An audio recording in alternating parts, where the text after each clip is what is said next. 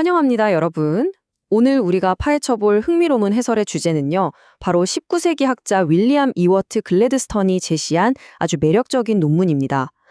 호메로스의 서사시에 등장하는 그 유명한 신들의 진짜 기원, 그리고 그 이면에 숨겨진 놀라운 진실을 다루고 있죠. 자, 그럼 곧바로 이야기 속으로 들어가 볼까요? 먼저 아주 오래된 문학계의 미스터리 하나로 시작해 보죠. 여러분, 올림포스의 신들은 왜 그렇게 일관성 없이 변덕스럽게 행동하는 걸까요? 우주를 지배한다는 전능한 존재들이잖아요? 그런데 정작 자기 분노 하나 제대로 통제하지 못하거든요. 심지어 자신들이 다스리는 평범한 인난 영웅들보다도 도덕적인 자제력이 턱없이 부족해 보일 때가 많습니다. 대체 왜 이런 걸까요? 단순히 고대인들의 상상력이 빈약해서 그랬던 걸까요? 이걸 아주 잘 보여주는 게 바로 아테나, 즉 미네르바 여신입니다. 한번 생각해 보세요. 이 여신의 한 손에는 평화를 상징하는 올리브 가지가 들려 있는데 다른 한 손에는 피투성이가 된 창이 쥐어져 있습니다. 한 인물의 성격이라고 하기엔 완전히 극단적으로 충돌하고 있죠? 만약 누군가가 처음부터 순수하게 상상해서 만들어낸 캐릭터라면 이렇게 앞뒤가 안 맞는 성격을 억지로 하나로 묶진 않았을 겁니다. 당연히 각각 다른 신으로 떼어 놓았겠죠. 그러니까 이 안에는 분명히 우리가 모르는 다른 기원이 숨어 있다는 뜻입니다. 자, 첫 번째 섹션. 이 미스터리를 풀기 위한 글래드스턴의 두 가지 열쇠입니다. 여기서 가장 중요한 핵심 개념이 등장합니다. 바로 신학적 신화인데요. 이게 이 이야기의 판도를 완전히 바꾸는 지점이에요. 글래드스턴의 주장은 이렇습니다. 이 거대한 신화 시스템이 어느 날 갑자기 인간이 뚝딱 만들어낸 게 아니라는 거죠. 원래는 아주 진실되고 순수한 고대의 신학이었는데 시간이 흐르면서 인간의 상상력과 결합해 점차 타락하고 변질된 결과물이 바로 우리가 아는 신화라는 겁니다. 다신교가 종교의 시작이 아니라 오히려 순수한 믿음에서 바닥으로 떨어져 버린 하락의 결과라는 뜻이죠. 그래서 글래드스톤은 아주 기가 막힌 비유를 하나 듭니다. 고대 그리스의 종교 시스템은 마치 수백 년에 걸쳐서 이리저리 증축된 유럽의 낡은 교회 건물 같다는 거예요. 태초에 지어진 단단한 고대의 뼈대가 있는데 그 위로 완전히 다른 시대의 온갖 잡다한 건축 양식들이 덕지덕지 붙어버려서 지금의 그 복잡하고 기괴한 형태가 되었다는 겁니다. 결국 이 거대한 건축물은 크게 두 가지 재료로 나뉘게 됩니다. 첫 번째는 신성한 전통, 그러니까 아주 먼 옛날부터 계시를 통해 쭉 이어져 내려온 전승된 요소고요. 두 번째는 그 이후에 인간들이 상상력을 발휘하고 자연을 숭배하면서 마음대로 덧붙여버린 발명된 요소입니다. 바로 이 두 가지가 하나로 뒤섞이고 충동하면서 오늘날 우리가 아는 그 복잡한 신화가 탄생한 거죠. 다음으로 넘어갈까요? 두 번째 섹션, 고대 전통의 메아리입니다. 정말 놀랍게도 이 올림포스의 신들 사이에는 고대 족장시대나 성경의 전통을 떠오르게 하는 엄청난 평행이론이 숨어 있습니다. 세상을 셋으로 쪼개서 다스리는 제우스, 포세이돈, 하데스 이 세 형제 어딘가 익숙하지 않나요? 고대 히브리의 삼위일체 개념을 쏙 빼닮았죠. 또 인류를 구원할 구원자나 그를 낳게 될 어머니라는 성경적인 개념들도 아폴로나 라토나 같은 특정 신들의 역할과 아주 직접적으로 맞닿아 있습니다. 조금 더 구체적으로 살펴볼까요? 글래드스턴은 미네르바가 고대 전통에 등장하는 신성한 말씀이나 지혜의 계보를 그대로 이어받았다고 봤습니다. 그녀는 궁극적인 지성 그 자체를 상징하거든요. 다른 신들처럼 인간의 저급한 식욕이나 육체적인 욕망에 전혀 휘둘리지 않는 아주 순결하고 티없는 존재로 그려집니다. 그에 반해서 아폴로는 지상으로 내려온 구원자의 전통을 대표합니다.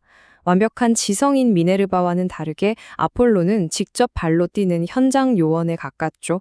인간의 건강과 안전, 정화를 책임지고 있는데 질병을 치료하기도 하고 악을 징벌하기도 하면서 호메로스의 세계관 안에서 훨씬 더 인간적인 모습을 띤 구원자의 역할을 톡톡히 해내고 있습니다.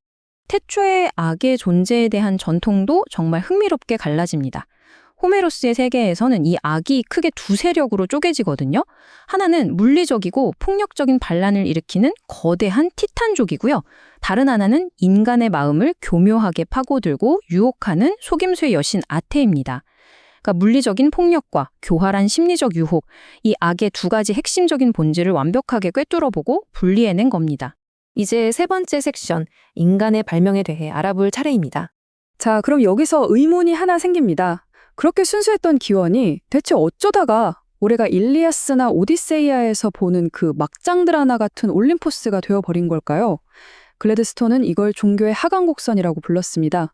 처음에는 신에 대한 아주 순수한 관념으로 시작했지만 인간이 점점 내면의 선함을 잃어버린 거죠. 그러면서 그저 눈에 보이는 힘과 권력만을 숭배하게 되고 결국 신들의 세계마저도 도덕적으로 완전히 타락한 다신교의 구렁텅이로 끌어내려 버린 겁니다. 결국 핵심은 이겁니다. 완벽한 신을 닮아가려고 노력한 게 아니라 반대로 인간 자신들의 흠집투성이 모습을 신의 얼굴에다 그대로 덧칠해버린 거예요.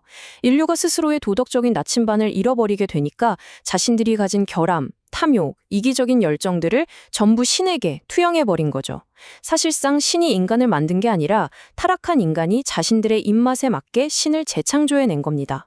생각해보세요. 신들이 자기들 욕망대로만 움직이고 완전히 통제불능 상태가 되니까 인간들 입장에서는 우주의 질서를 잡아야 했잖아요? 그래서 마치 골치 아픈 대가족을 관리하듯이 억지로 왕을 세우고 정치체제를 만들 수밖에 없었던 겁니다. 우주의 혼란을 막기 위해서 신들 사이에 계급을 나누고 가족 구조를 발명해서 천상에다 떡하니 올려놓은 거죠. 제우스를 최고 권력자 자리에 앉히고 그 밑에서 신들끼리 편가르고 질투하는 아주 지극히 인간적인 사회가 그렇게 탄생한 겁니다. 여기서 진짜 기막힌 아이러니가 하나 발생합니다. 호메로스의 신들은 우주를 쥐락펴락할 만큼 엄청난 초능력을 가지고 있죠.